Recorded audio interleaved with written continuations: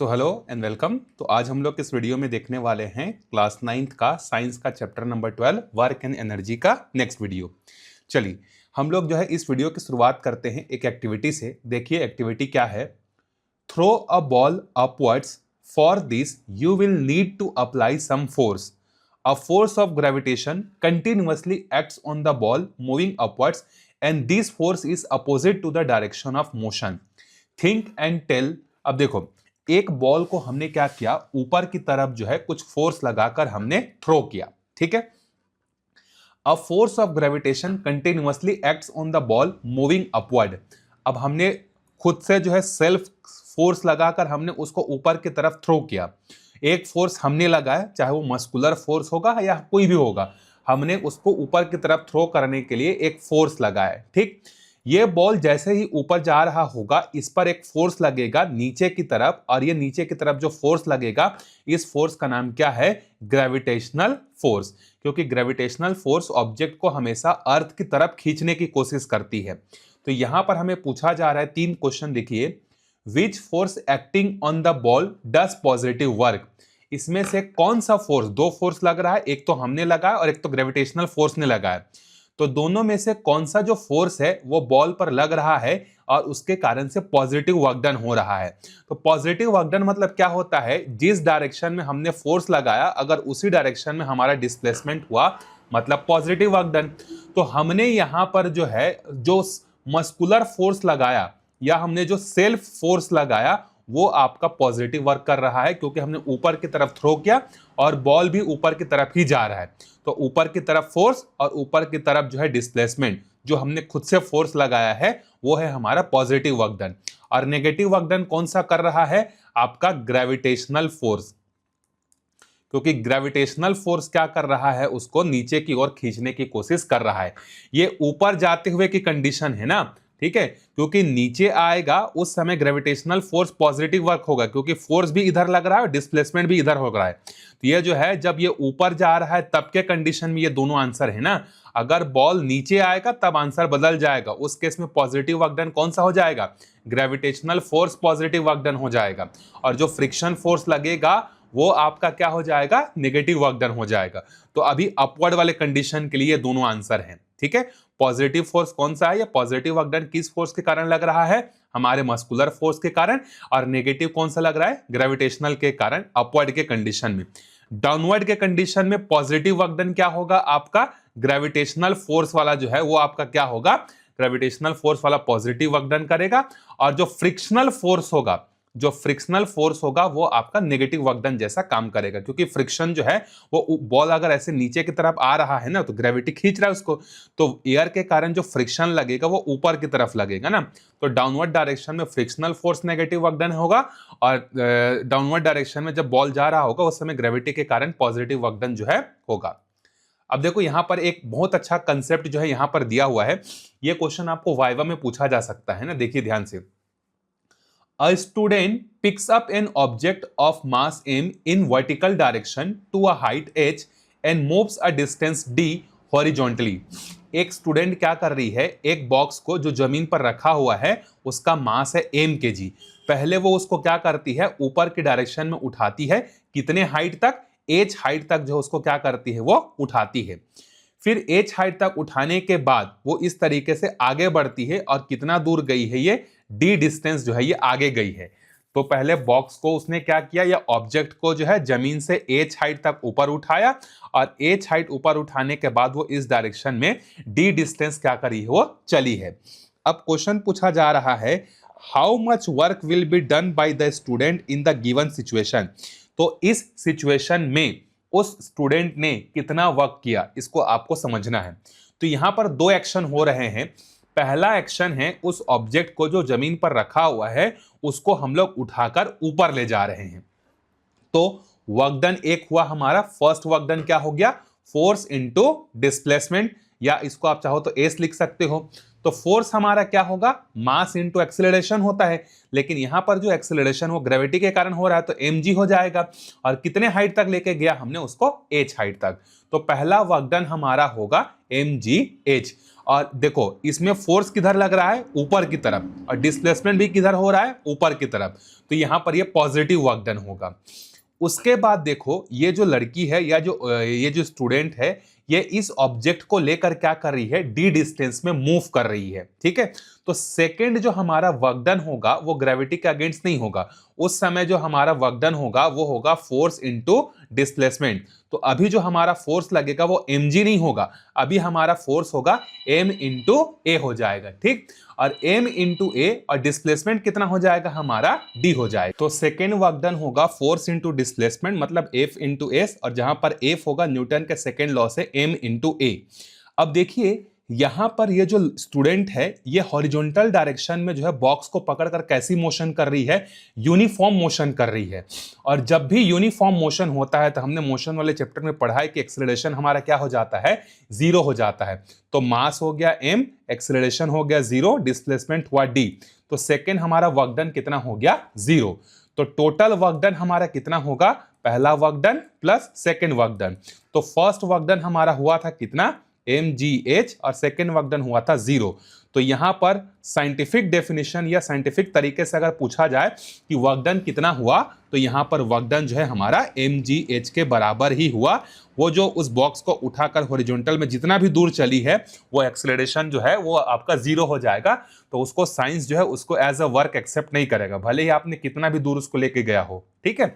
चलिए अब देखते हैं इस चैप्टर का सेकेंड पार्ट जिसका नाम है एनर्जी। वर्क तो हमने पढ़ लिया, अब एनर्जी देखिए। You must have seen that working of electric bulb, tubelight, television, electric fans etcetera. हम लोग अपने डेली लाइफ में ये सब चीजें देखते ही हैं, जैसे इलेक्ट्रिक बल्ब किस तरीके से वर्क करता है, ट्यूबलाइट की वर्किंग देखते हैं, टेलीविजन चलता है, इलेक्ट्रिक फैंस चलते हैं। रिक्वायर्स इलेक्ट्रिसिटी, ये जितनी भी चीजें हैं इन सबको वर्क करने के लिए किसकी जरूरत पड़ती है, इलेक्ट्रिसिटी की जरूरत जो है पड़ती है। To run a train, bus, car, motor bike etcetera we need to use petrol. उसी तरीके से अगर हमारे पास ट्रेन है या बस है या कार है या मोटर बाइक है तो इसको रन करने के लिए एक टाइप के फ्यूल की जरूरत पड़ती है, ठीक है। जैसे बस को रन करने के लिए डीजल की जरूरत पड़ेगी, कार जो है पेट्रोल और डीजल दोनों से चल सकता है, मोटर बाइक्स पेट्रोल से चलता है, ठीक है। Have you ever thought why do electrical equipment stops working when the flow of electricity stop. क्या कभी आपने सोचा है कि जैसे ही हम लोग फैन के स्विच को ऑफ कर देते हैं तो हमारा कूलर हो चाहे वो हमारा फैन हो वो क्या करता है, काम करना बंद कर देता है, ठीक। Why do vehicle not move without petrol और डीजल। व्हीकल जो होते हैं चाहे कार हो चाहे बाइक हो, अगर उसमें पेट्रोल या डीजल नहीं है तो वो जो है नहीं चल पाता है। Why can't plant cook their food in the absence of sunlight. Sunlight के अब्सेंस में जो प्लांट होते हैं वो अपना फूड क्यों नहीं बना पाते हैं।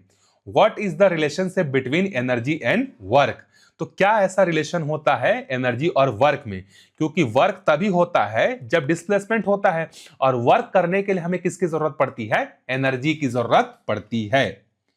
You have read about energy in your previous classes. We find energy in several forms like electrical energy, light energy, sound energy, mechanical energy, chemical energy, nuclear energy, etc. आपने प्रीवियस क्लासेस में पढ़ा होगा energy. हमारे जो nature है उसमें बहुत सारे एनर्जी के फॉर्म्स जो है पाए जाते हैं। जैसे एक हो गया इलेक्ट्रिकल एनर्जी हो गया, जिससे हमारे कूलर फैन लाइट वगैरह चलते हैं। लाइट एनर्जी हो गया, सनलाइट के प्रेजेंस में फूड बनाते हैं। साउंड एनर्जी हो गया, मैकेनिकल एनर्जी हो गया, केमिकल एनर्जी हो गया, न्यूक्लियर एनर्जी हो गया। वेरियस टाइप के एनर्जी जो है हमारे नेचर में अवेलेबल है।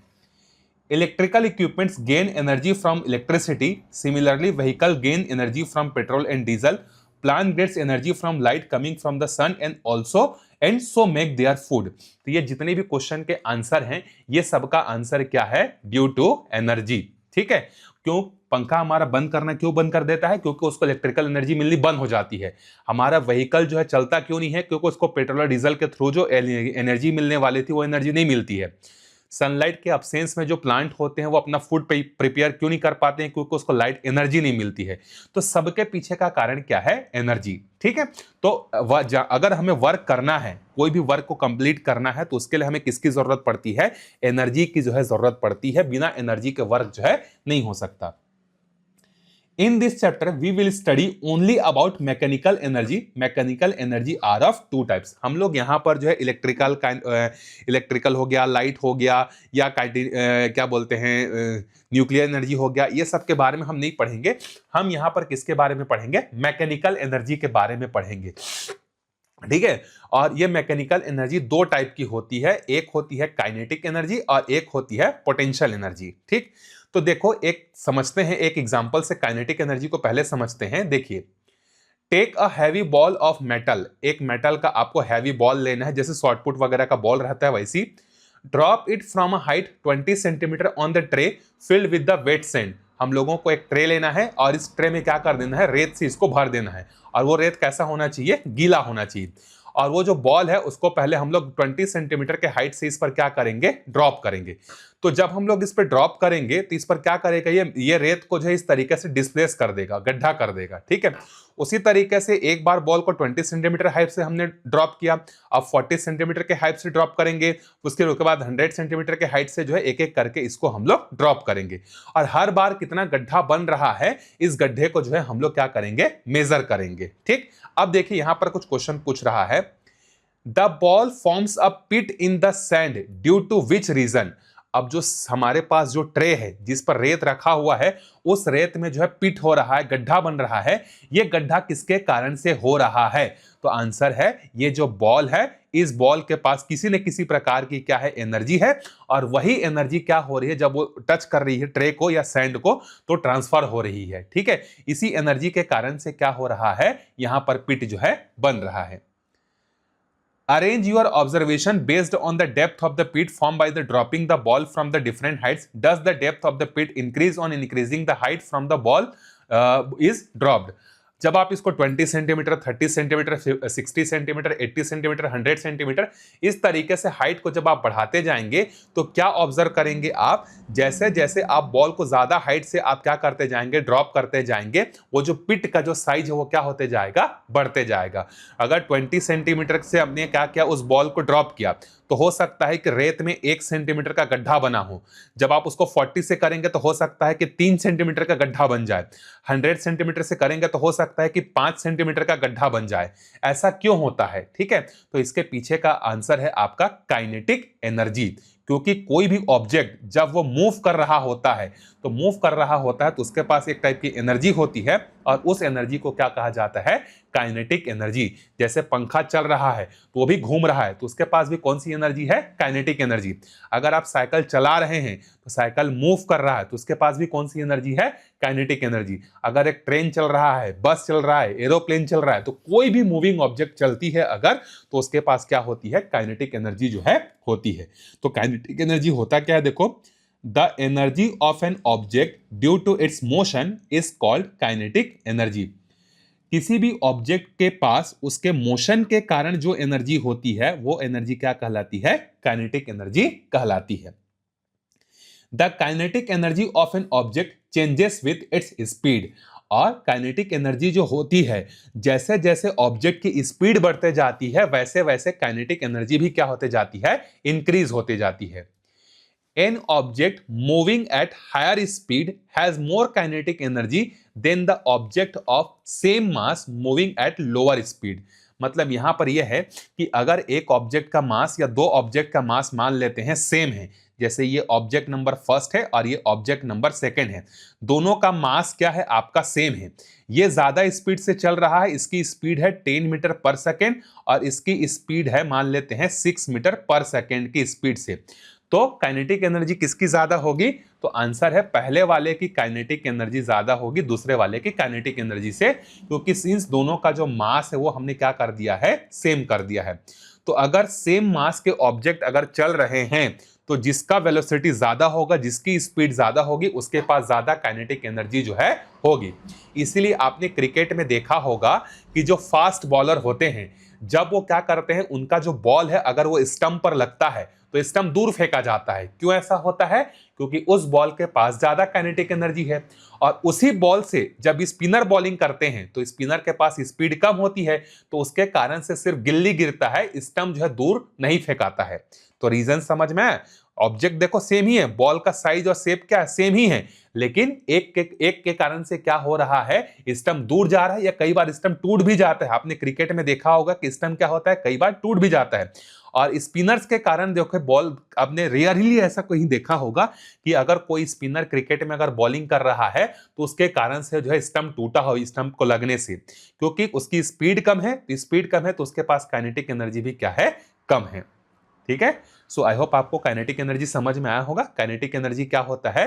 कोई भी ऐसी एनर्जी जो किसी भी ऑब्जेक्ट के मोशन के कारण होती है, चाहे वो साइकिल हो, बाइक हो, कार हो, ट्रक हो, एरोप्लेन हो, कुछ भी हो, किसी भी ऑब्जेक्ट जो कि मोशन में है उसके पास एक एनर्जी होती है और उस एनर्जी को कहा जाता है काइनेटिक एनर्जी। और जिस ऑब्जेक्ट की जितनी ज्यादा स्पीड होगी उसकी काइनेटिक एनर्जी उतनी ही ज्यादा होगी, अगर मास सेम है तो। क्योंकि काइनेटिक एनर्जी मास पर भी डिपेंड करता है, उसको हम लोग अगले वीडियो में जो है क्या करेंगे, एक फॉर्मूला बनाकर देखेंगे कि अगर मास सेम रहने से क्या होता है, मास डिफरेंट रहने से काइनेटिक एनर्जी पर क्या होता है, मास को डबल कर देते हैं तो काइनेटिक एनर्जी क्या होती है। इसका मैथमेटिकल फॉर्मूलेशन हम लोग अगले वीडियो में देखेंगे। तब तक अगर आपको कोई भी डाउट हो तो आप कमेंट करके बता सकते हैं। मिलते हैं नेक्स्ट वीडियो में, तब तक के लिए बाय बाय।